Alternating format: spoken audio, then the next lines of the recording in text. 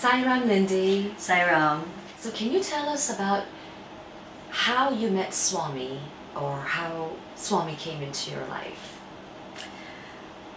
In 1994, end of 1994, I got married. And 2 months after that, my husband started to read about him. And when he told me that Sai Baba said, he is God, and you are too. And I thought, oh, wow, are you kidding? No, I just couldn't accept it. It was very difficult. And when he started telling me that he said, or he says, there's only one God. And I thought, how is it that I've always believed that? That was when I started to question where I got that belief from. And I didn't understand. I never questioned where I got my belief from until that moment. And he said, well, it comes in different forms. And I thought, well, I mean, that's basically what I believe too. And that was quite strange to me, but I didn't buy it. I didn't buy what he was telling me. He was reading the book, Embodiment of Love. And I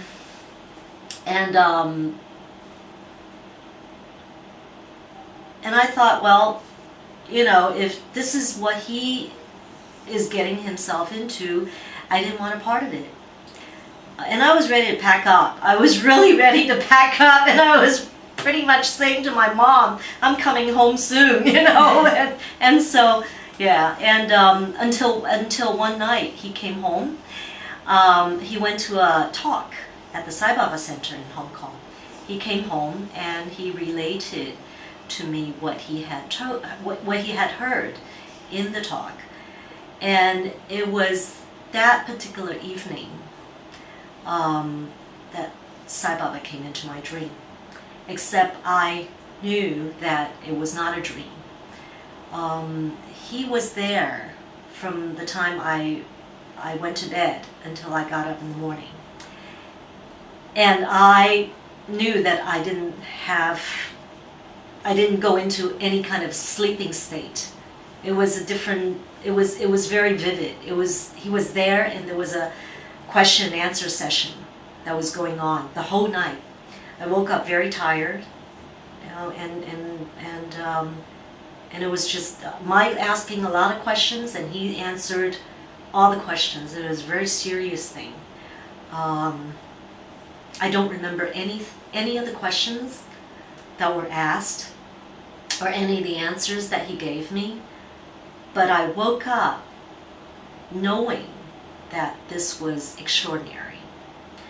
But even then, I didn't buy it. I just didn't want. I didn't want any of it. And I wanted him to know to leave me alone.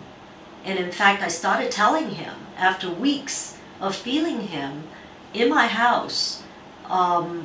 I was telling him to just leave me alone. I like my life. I don't need any of this, and you know. And if not, then I'm ready to pack up and go. One day, this was weeks after I came to know him, or came to know of him. Weeks after that, I said to him, finally, I'll read about you. I'll read about what you have to say. And the very first book I picked up was not that book that Alan was reading. The very first book was, funny enough, on Shirdi Sai Baba. It was a very thin book, you know, and it talked about the different paths of spirituality, about sadhana, and I thought, well, all right, okay, you know, fine, you know, but, you know, this is Shirdi Sai Baba. So the second book I picked up was The Embodiment of Love by Peggy Mason and Ron Howard. I remember reading about a quarter way through that book and saying to Alan that, wow, you know, the author is just totally in love, you know, with this guy.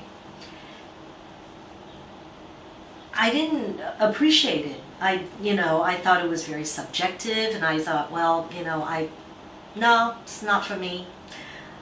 Until I was about to put that book away, and I remember reading pretty much the last part that I would be reading, before quitting.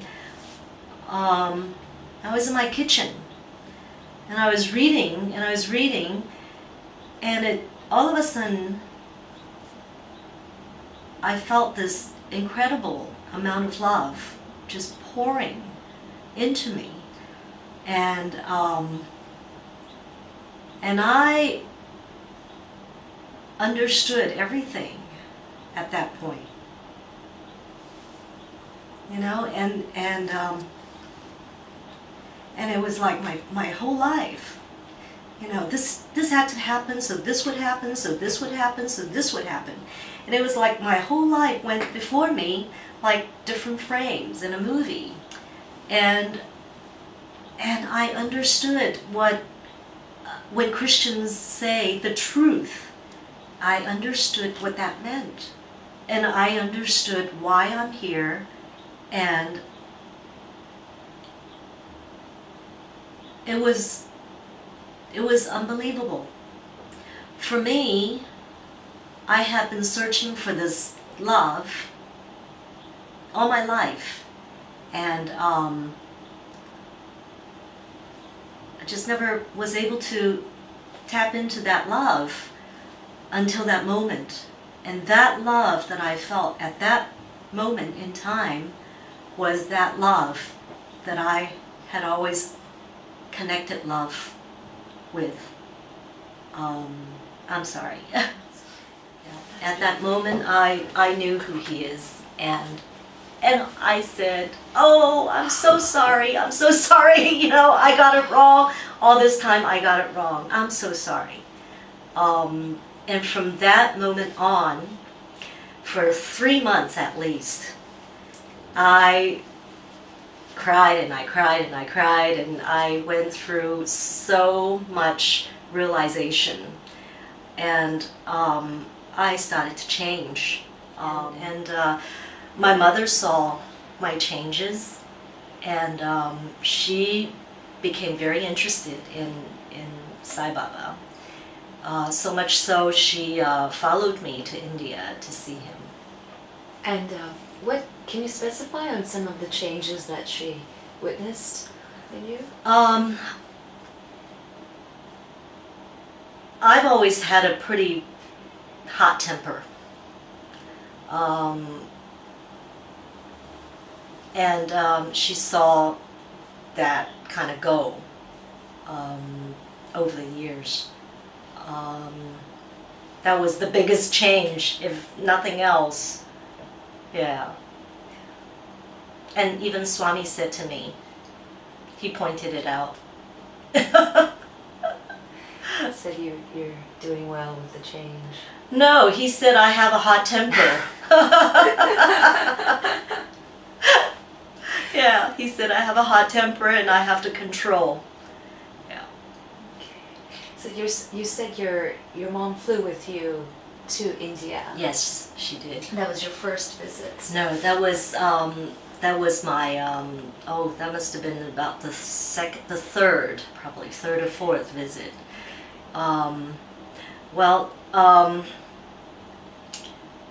It didn't take me very long to go to the Sai Center from that moment of awakening, really. And it was about a year later that my husband and I went to see Swami. Now, I had been a smoker since I was about 17 years old. And I had smoked for about 18 years. And I wanted to quit for a very long time. And I've said, last pack many times too. But I knew that if I was to go see Swami, that I would not be able to see him, with his habit still sort of lingering around. So I said to him, you have to help me. This was in December 1995. And I said, well, I know you want to see me, and I want to see you, and, so you have to help. That's the only way. And sure enough, I said, last pack. And that was it. Alan's bought me patches, books, everything, and I never had to use them. And so by the time we went to see Swami for the first time, that was 2 months later, actually less than 2 months later, I managed to quit. And I knew that it was him. Yeah. Now, I want to say that before we went to see Baba, during this time, this whole time, this 1 year, or less than 1 year, from the time I came to know of him until we went to see him, he had given me so much realization, so much I can't begin to tell you. I mean, it was like a speeding up of some sort. It was a really fast process, and I had dreams of Hindu gods, and I'm not Hindu. I had no knowledge of these gods or anything before that. And then I would wake up and I was, what is this? And so one specific dream I had before I went to see Sai Baba the first time, the very first dream I had actually, other than that one night, the quick Q&A session, was Sai Baba came into my dream and we were dancing. We were just holding each other and dancing. And this is Satya Sai Baba. And we were dancing and twirling, and then his face changed to Shirdi Sai Baba. And I had thought to myself, this is very strange because, I don't know Shirdi Sai Baba. I'm not Indian, I'm not Hindu, I don't know, I couldn't see the connection. But Shirdi Sai Baba, was Satya Sai Baba's previous incarnation. Yes, yeah, and it was, the very first book I read was on Shirdi Sai Baba. And so I still didn't get it at that point, but I will relate something else later to this story. But that was the very first dream, real dream that, dream that I had. And then I had another dream where I couldn't explain, was there was a blue god, and then there was, in my dream, and then there was a big rock in front of this bluish god, and then I was here, and Sai Baba was here, and I was elated. I was jumping up and down, and I was saying, "Oh, you are going to give me the Shiva Lingam? Oh, really? You're going to give me the Shiva? Are you sure you want to give me the Shiva Lingam?" And I said, oh boy, I have the Shiva Lingam. And I woke up, and I asked my husband, I related the dream to him, and then I said, okay, so I have the Shiva Lingam. Now, what is the Shiva Lingam? I had no idea what a Shiva Lingam was. And so we went to the Webster's Dictionary, we started looking up, and of course we didn't find anything that would make sense. And I didn't know what it was about for a long time. And that I just didn't, you know, again, I'm not a Hindu, I'm not, I don't have any knowledge of it, you know. So then when we went to Baba, I closed my eyes and he showed me. He was the white energy, I'm sorry, he was the pink energy and I was the white energy, and we were dancing. We were just dancing. And from that moment on, I was able to go into meditation, into very, very deep levels of meditation. Now before that, I probably tried to meditate like a couple times, you know, like you know, really not getting anywhere. But from that moment on, I went into very deep meditations.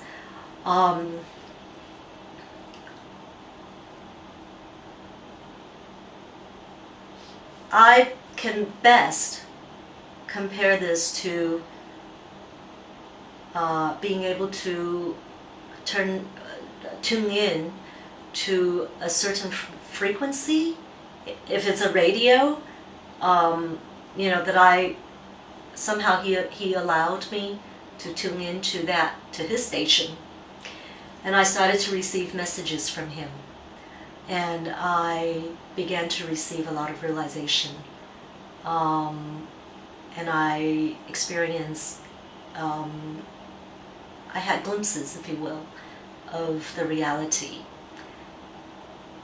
One being very clear to me is that we are so interconnected that we are not different. For many years after my experiences, I could not make out what it was about. I couldn't speak very much about it. I didn't know quite how to put it together.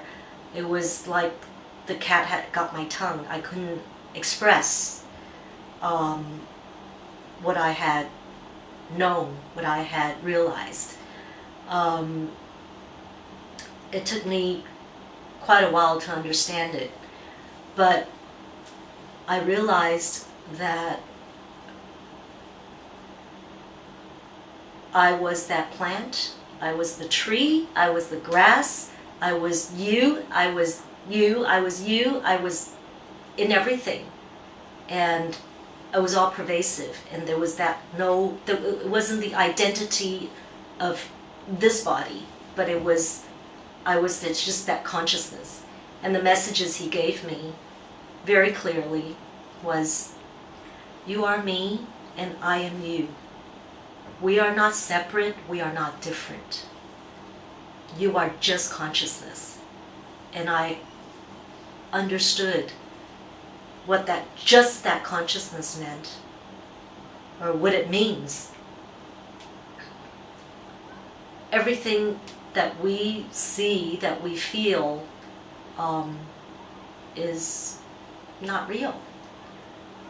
And that to think that what I do will not affect you because I do whatever I like, or you can do whatever it is that you like because I'm neither here nor there to you, is the biggest misunderstanding that we can have. We are so interconnected. We have no idea on this level. What you do affects me to the largest extent in so many ways, even if it's so indirect, but we do affect each other.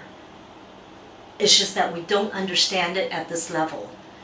But if you know who you are, and you are not this little self, then you are way bigger than that.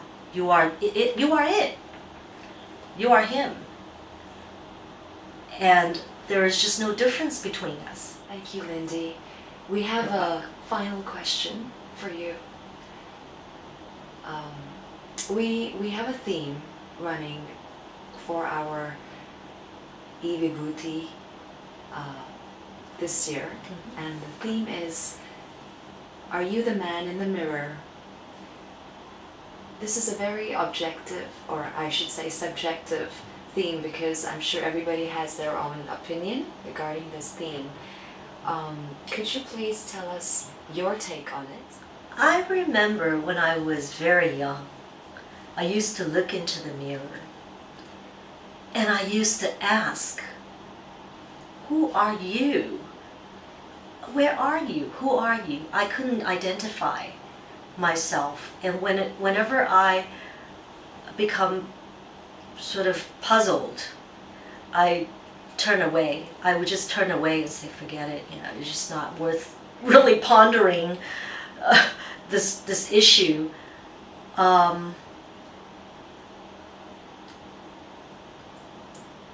If you were to ask me this question today, I am not that person in the mirror. This is how I see it. There are no words to express how inspiring what you've said has been, and we do hope to have you with us again so that you can inspire us some more. Well, I really truly believe that so long as we are willing to be used by Him, yeah, then He will use us the way that He sees fit. And you know, for reasons that I now understand, you know, why I was given so much, I only ask Him to make use of me, and I'm very grateful. I'm very grateful to you for letting me share, you know, His glory. Thank you, Lindy. Sayonara. Sayonara.